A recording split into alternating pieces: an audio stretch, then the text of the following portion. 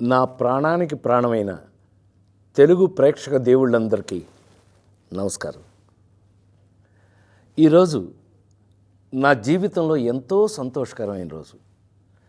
భారత ప్రభుత్వం నాకు పద్మశ్రీ పురస్కారాన్ని ప్రకటించిందని తెలిసినప్పటి నుంచి నా కళ్ళు ఆనందంతో నిండిపోయాయి.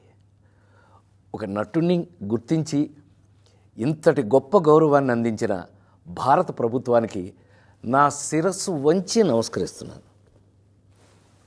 కానీ నిజం చెప్పాలంటే ఈ అవార్డు నాది కాదు, మీది. 48 ఏళ్లుగా నన్ను ఒక నటుడిగా మాత్రమే కాకుండా మీ ఇంట్లో ఒక మనిషిగా, మీలో ఒకడిగా గుండెల్లో పెట్టుకుని చూసుకుంటున్నారు.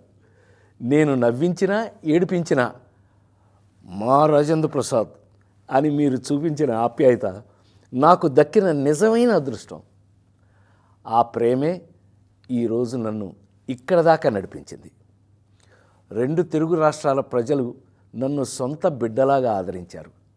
మీ రుణం ఈ జన్మలో తీర్చుకోలేను.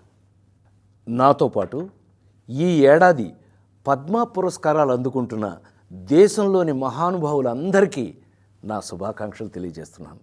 మీ ఆశీస్సులు ఎప్పుడూ నా మీద ఇలాగే ఉండాలి.